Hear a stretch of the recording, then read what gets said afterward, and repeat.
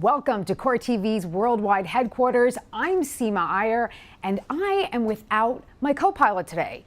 Where is he? Where is Vinny Politan? Let me tell you, my man Vinny is out doing his civic duty, that is jury duty. That's right. So first of all, let's all just imagine for a second Vinny gets picked.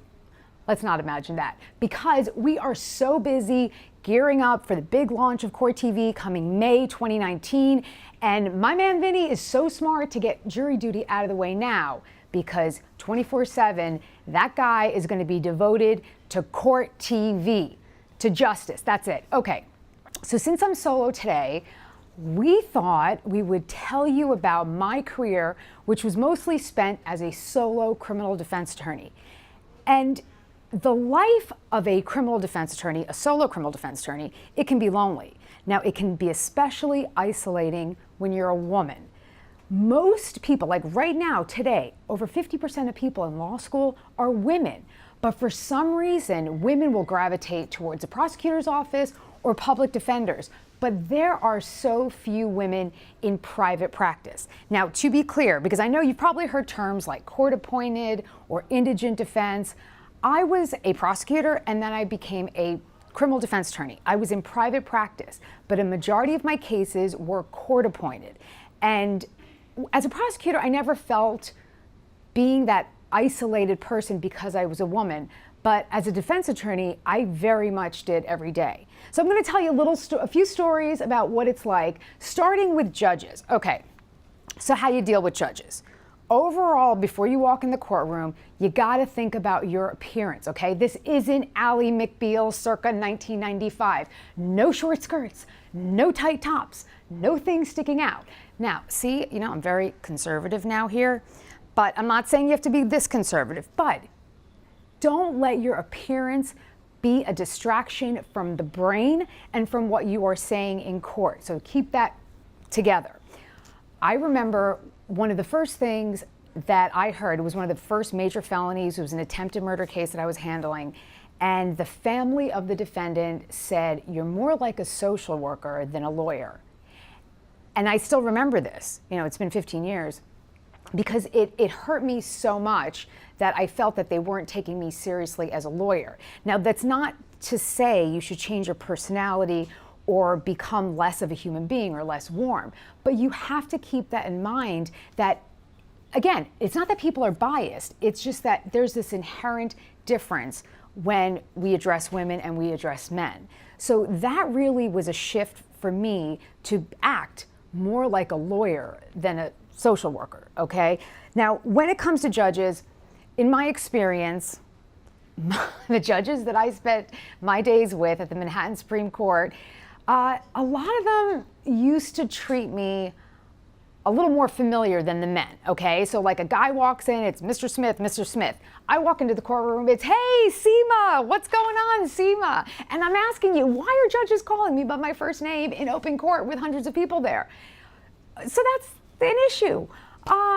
I've had judges ask me out on dates. And listen, my Indian mother would love for me to come home with a judge as a husband, but come on, I gotta keep perspective here.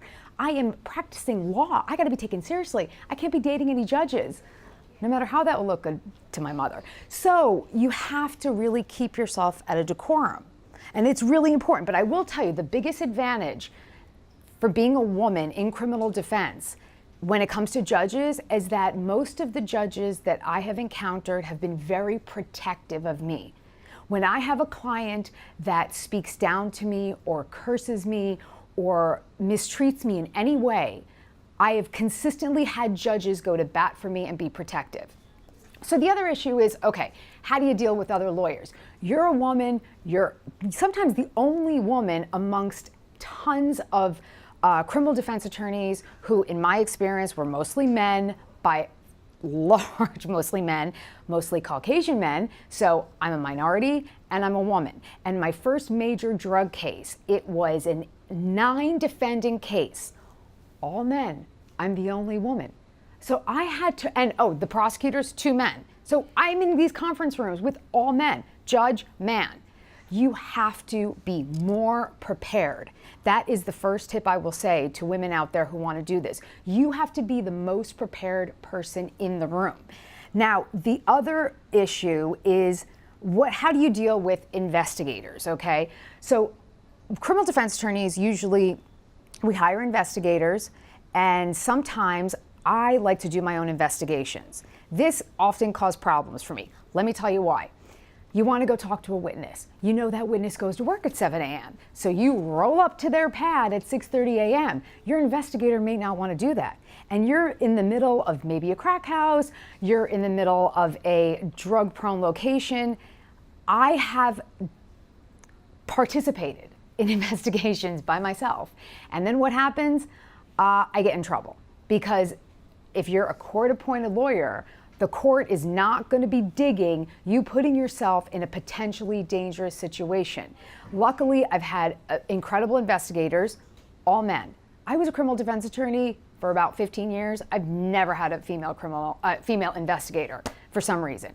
So that's an issue, okay? You can do your investigations. And I also think for criminal defense attorneys out there in general, it's so important. Don't let your investigators go out there alone. Do it with them. Be a part of every step of the process. Be the most prepared person in the room. Okay, clients. Got to talk about clients. Clients is the big issue here, right? According to the FBI statistics in 2014, 73% of the defendants arrested in this country were men. Now, men made up 80% of those arrested for violent crimes. 80% violent crimes, men. Majority of my cases, violent crimes.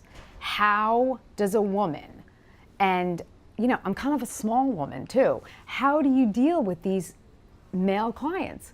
They're going to curse at you.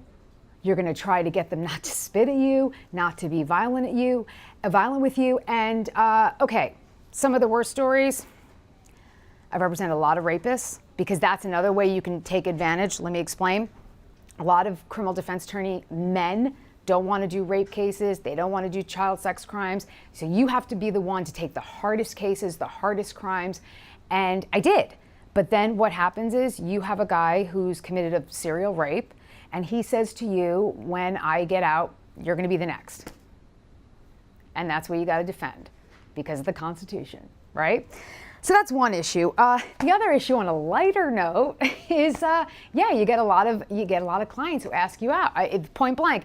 Hey, so Miss Iyer, when I get out of jail, maybe I can give you a call, right? I mean, listen, I understand. Choices are slim, but come on, I mean, you gotta have some perspective, right? So, no. So these are the things you have to deal with, but you always have to keep that decorum. You have to try to connect with your client, be warm, be a human, but don't cross the line and get too familiar. Now, I'm going to leave you with one last story, because this is a good one. So let's say I'm in courtroom A and I can't be in courtroom B. What I do is I give a notice to courtroom B, and it says a notice of affidavit of engagement. And it says Seema Iyer is engaged in courtroom A and cannot be in courtroom B today. Have this client, I call the client, I say, listen, I can't be, in courtroom B, I won't be able to make it there. I'm filing a notice of affidavit of engagement, gotta go. So what happens is he goes in front of the judge and he says, where's Miss Iyer?